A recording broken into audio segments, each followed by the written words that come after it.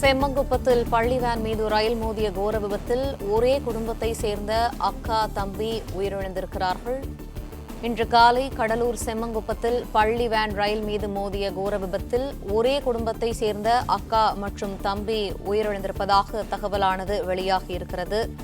இது தொடர்பான விரிவான தகவல்களை எமது செய்தியாளர் மாணிக்கம் வழங்க கேட்போம். மாணிக்கம், விரிவான தகவல்களை பதிவு பண்ணுங்க. செம்மங்குப்பம் பகுதியில் நடைபெற்றக்கூடிய இந்த வேன் விபத்துல அடுத்தடுத்து வரக்கூடிய தகவல்கள் ஒன்றொன்றும் நெஞ்சை உழுக்கும் வகையில இருக்கிறது. ஏற்கனவே இதனுடைய பலி எண்ணிக்கை 3ஆக உயர்ந்திருக்கக்கூடிய சூழல்ல 11ஆம் வகுப்பு படித்து வந்த சாருமதியும் 10ஆம் வகுப்பு படித்து வரக்கூடிய செல்லியனும் ஒரே குடும்பத்தை சேர்ந்த அக்கா தம்பி என்ற தகவல் வெளியாகி இருக்கிறது. இதனால் மேலும் ஒரு பலத்த இடி அந்த குடும்பத்துக்கு ஏற்பட்டிருக்கிறது. ஏற்கனவே காலையில் பள்ளிக்கு வழக்கம் போல பல கனவுகளோடு பள்ளி பைகளை சுமந்து சென்ற அந்த பள்ளி மாணவர்கள் இந்த வேன் விபத்து உள்ளானதுல பெரிய ஒரு சேதம் ஏற்பட்டு அவர்கள் உயிரிழப்பு என்பது 3 அதிகரித்திருக்கு. இந்த சூழல்ல இந்த செம்மங்குப்பம் பகுதியில் நடந்த விபத்துடைய பலி எண்ணிக்கை 3 என்ற ஒரு தகவல் தற்பொழுது கிடைத்திருந்தது. இந்த அதிர்ச்சி மீள்வதற்கு முன்பாகவே மற்றொரு அதிர்ச்சி, உயிரிழந்த மாணவன் செலியன் ஏற்கனவே உயிரிழந்த சாருமதியுடைய தம்பி என்ற தகவல் வெளியாகி இருக்கிறது. ஒரு குடும்பத்தில் 2 உயிர்கள் தற்பொழுது பலியாகி இருக்கிறது. அந்த 2 மாணவர்களுடைய உயிர்களும் தற்பொழுது ஒரே குடும்பத்தை சேர்ந்தவர்கள் என்பது மேலும் பெரிய ஒரு அதிர்ச்சியாக அமைந்திருக்கிறது.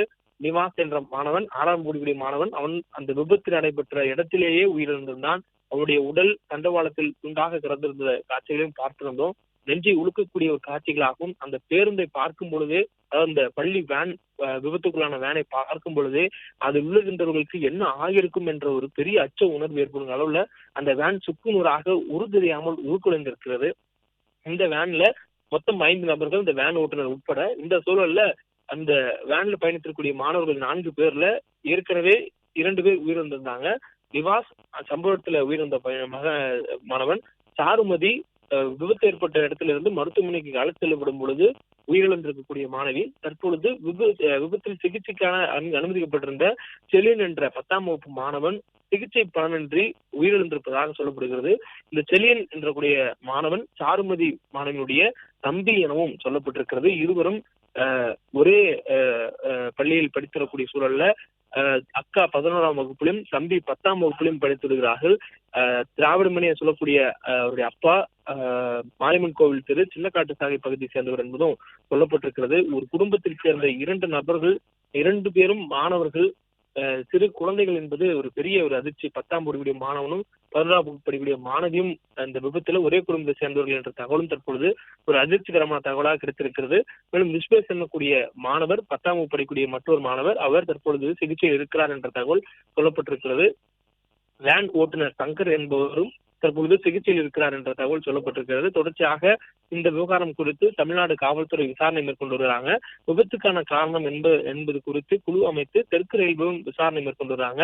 தெற்கு ரயில்வேயுடைய பொது மேலாளர் RN சிங் அவர்களும் தற்பொழுது இந்த விபத்து அந்த இடத்துக்கு சென்று கொண்டிருப்பதாக சொல்லப்பட்டிருக்கிறது. விழுப்புரம் DIG உமா சம்பவ இடத்துல நேரில் ஆய்வு செய்திருக்கிறார். இதுபோல் அரசு மற்றும் தமிழ்நாடு அரசு மற்றும் மத்திய ரயில்வே துறையும் இணைந்து தற்பொழுது இந்த விபத்திலிருந்து மீட்கக்கூடிய பணிகளை விரைவாக மேற்கொண்டு வருவதாகவும் சொல்லப்பட்டிருக்கிறது. பிளே ஸ்டோர் மற்றும் ஆப் ஸ்டோரில் இருந்து பாலிமர் செயலியை QR கோடு மூலம் பதிவிறக்கம் செய்யுங்கள். செய்திகளை உடனுக்குடன் பெறுங்கள்.